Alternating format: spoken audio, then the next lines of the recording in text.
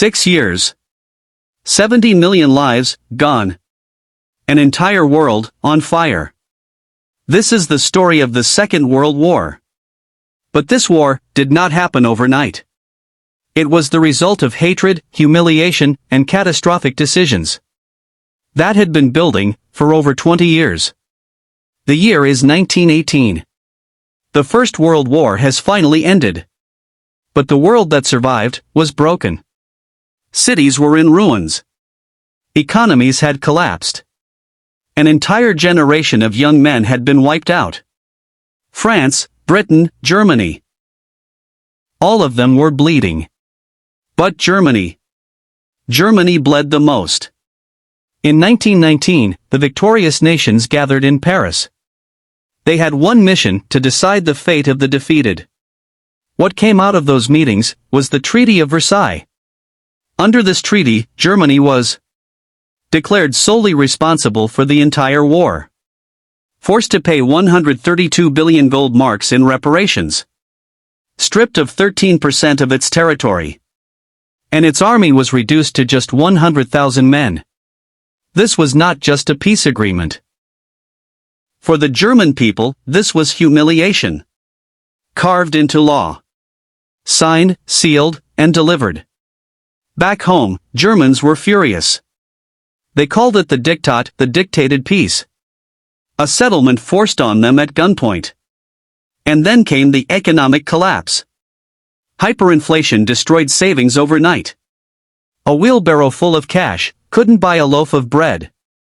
Unemployment soared. Families starved. And the government seemed powerless.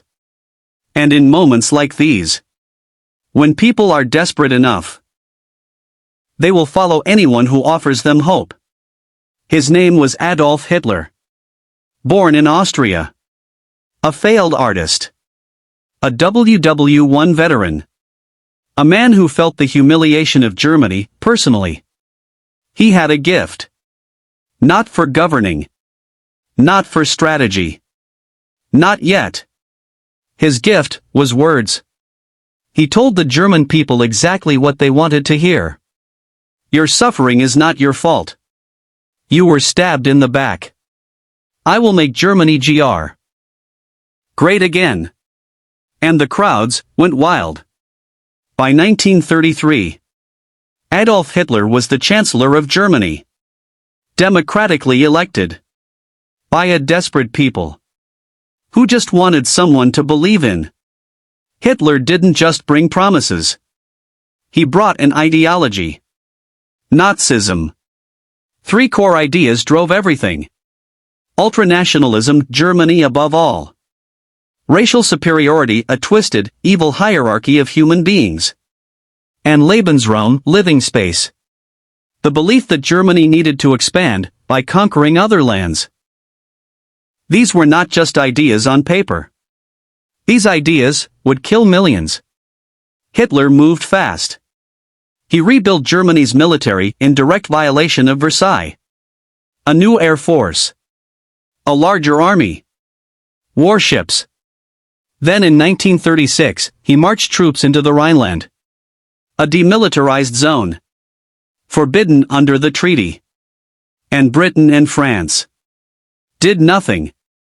Hitler later admitted, if France had marched into the Rhineland, we would have had to retreat in humiliation. It would have been the end. But they didn't. And Hitler learned something crucial that day. The West would not fight back. Britain and France had a strategy. It was called appeasement. The idea was simple. Give Hitler what he wants, and maybe he'll stop. In 1938, Hitler demanded the Sudetenland, a part of Czechoslovakia. Britain and France gave it to him. Without even asking Czechoslovakia. Chamberlain returned to London waving a piece of paper. He called it, Peace for Our Time. It was not peace. It was a countdown. Churchill stood up in Parliament and said, you were given the choice between war and dishonor. You chose dishonor. And you will have war. September 1, 1939. German tanks crossed the border into Poland. Britain and France declared war. The Second World War had begun. But this was only the beginning. September 1st, 1939. 4:45 in the morning. While Poland slept, Germany came. Over 1.5 million German soldiers poured across the border. From the north. From the south. From the west. Poland was surrounded before it could even react. Hitler used a brand new strategy. It was called Blitzkrieg. Lightning War. The idea was brutally simple. Move fast. Hit hard. Never stop. Tanks leading the charge, airstrikes clearing the path, infantry flooding in behind. No time for the enemy to regroup. No time to think. No time to survive. Polish cavalry faced German tanks. Cities were bombed into rubble. Civilians ran with nowhere to go. Within 35 days, Poland had fallen. On September 17th, the Soviet Union invaded from the east. Poland was being cut in half by two of the most powerful dictatorships in history. At the same time, Britain and France had promised to protect Poland. They declared war on Germany. The Second World War had officially begun. And then, nothing happened. 4 months. Britain and France had declared war. But neither side was really fighting. Soldiers sat in trenches. Politicians argued. People called it the phony war. But the quiet would not last long. May 10, 1940. Germany made its next move. And it stunned the entire world. France had spent years and billions building the Maginot Line. A massive wall of fortifications along its border with Germany. They believed it was impenetrable. Hitler went around it. Through the Ardennes forest. A route the French considered impossible for tanks. It wasn't. German tanks raced to the coast, cutting off hundreds of thousands of Allied troops. The trap was set. The British and French armies were surrounded. At a small coastal town called Dunkirk. What happened next became legend. In a desperate rescue operation, hundreds of civilian boats, fishing vessels, pleasure crafts, ferries, crossed the English Channel under fire, and brought over 330,000 soldiers home. It was a defeat. But the British turned it into a miracle. But France was not so lucky. June 22, 1940. France signed its surrender. In the same railway car where Germany had surrendered in 1918. Hitler chose that location deliberately. To humiliate France. The same way Germany had been humiliated. Paris had fallen. A swastika flew over the Eiffel Tower. In just 6 weeks. Hitler had done what the Kaiser could not do in 4 years. Now only one major power stood between Hitler and total control of Europe. Britain. And Britain refused to quit. Churchill had just become Prime Minister. And he made Britain's position crystal clear. We shall fight on the beaches. We shall fight on the landing grounds. We shall never surrender. Hitler's plan was to destroy the Royal Air Force. And then invade. Operation Sea Lion. The Luftwaffe, Germany's air force, began its assault. Wave after wave of bombers hit British airfields, radar stations, cities. London burned for 57 consecutive nights. This was the Blitz. But the RAF fought back. Young pilots, some barely out of school, flew into the skies day after day. Against overwhelming numbers. And held the line. Churchill said of these pilots, "Never in the field of human conflict was so much owed by so many to so few." By October 1940, Hitler abandoned the invasion plan. Britain had not been conquered. For the first time, Hitler had been stopped. June 22, 1941. Hitler made the decision that would ultimately destroy him. He invaded the Soviet Union. Operation Barbarossa. The largest military invasion in human history. 3 million German soldiers. 3,000 tanks. Attacking on a front nearly 2,000 miles wide. At first, it seemed unstoppable. German forces advanced hundreds of miles in weeks. Soviet armies were encircled and destroyed. Millions of Soviet soldiers were captured. Stalin was reportedly in shock. Moscow itself seemed within reach. But then, winter came. Hitler had planned for a quick victory, 6 weeks. He never issued winter uniforms. Never prepared for a long campaign. Temperatures dropped to -40 degrees. Engines froze. Weapons jammed. Men died in their boots. And the Soviet army did not collapse. It fought back. Harder than anyone expected. Napoleon had made the same mistake. Over 100 years earlier, Russia had swallowed his army too. History was about to repeat itself. December 7, 1941. A Sunday morning. Pearl Harbor, Hawaii. American sailors were eating breakfast. Some were still asleep. Then the sky filled with Japanese aircraft. 353 planes. In 2 waves. In less than 2 hours. 18 American warships were sunk or damaged. Nearly 200 aircraft destroyed. And 2,403 Americans were dead. The next day, President Roosevelt addressed Congress. Yesterday, December 7, 1941. A date which will live in infamy. The United States of America was suddenly and deliberately attacked. America declared war on Japan. Then Germany declared war on America. And just like that, the entire world was at war. If there is one battle that decided the Second World War, most historians point to this one. Stalingrad. Hitler wanted the city. Partly for its strategic value. Partly because it bore Stalin's name. And Stalin refused to give it up. For the same reason. 2 men's egos. And millions would pay the price. The battle lasted nearly 6 months. Soldiers fought room to room. Floor to floor. Sometimes the front line was a single wall. Snipers ruled the rubble. Food ran out. Ammunition ran out. Men froze to death at their posts. Then in November 1942, the Soviets launched a massive counterattack. Operation Uranus. They swept around the flanks of the German army. And trapped 300,000 German soldiers inside the city. In the Russian winter.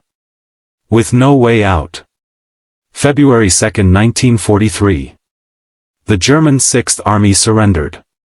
91,000 soldiers, including 24 generals, were taken prisoner. Hitler had ordered them to fight to the last man. They did not. Stalingrad was the turning point. From this moment, Germany was retreating. In the Pacific, a different kind of turning point was happening.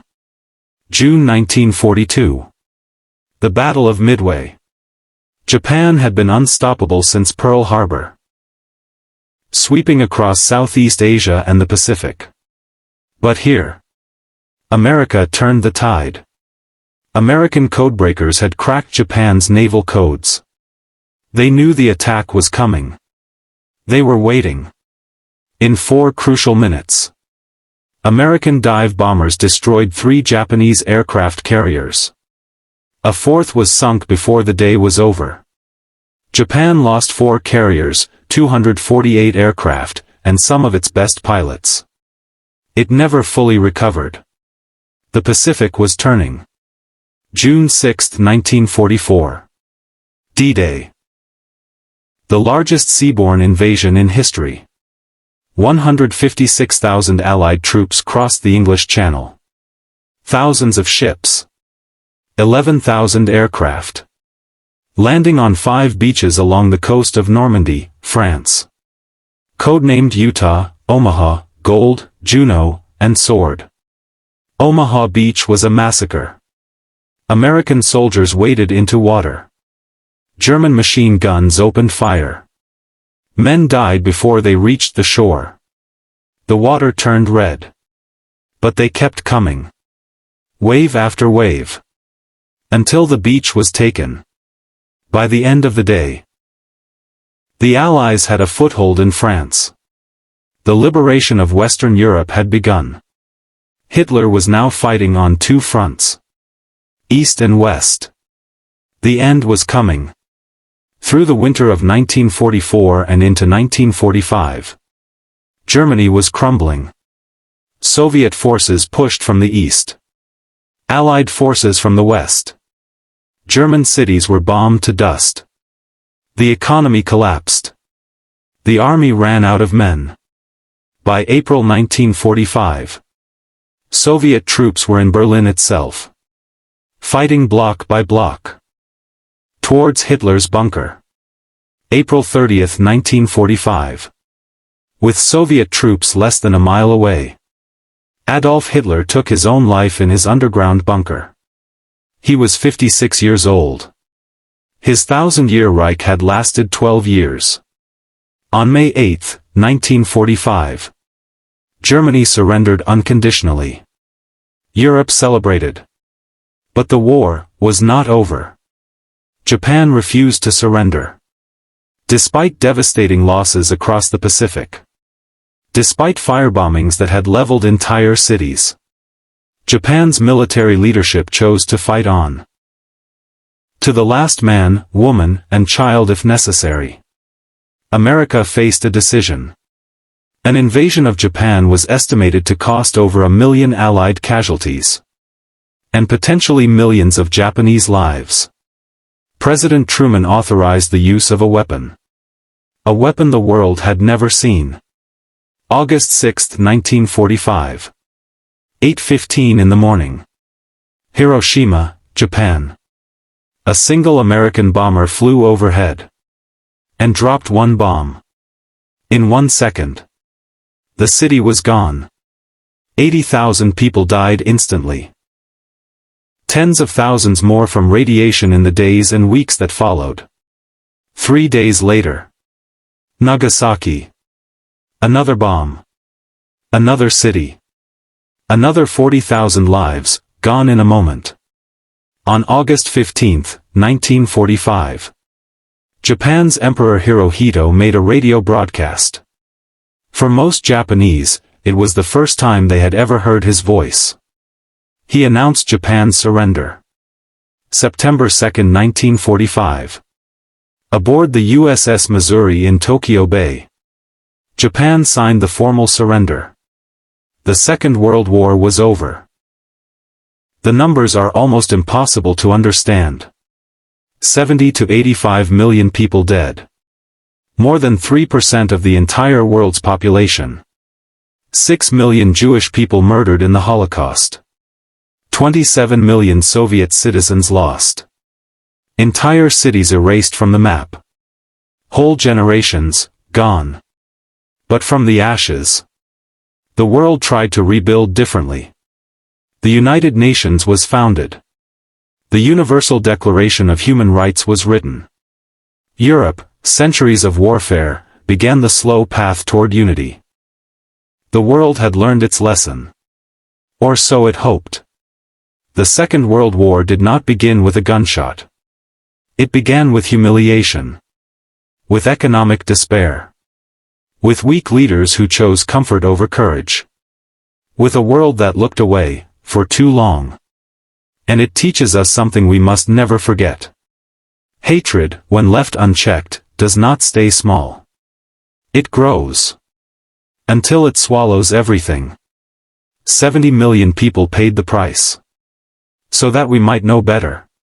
The question is, do we?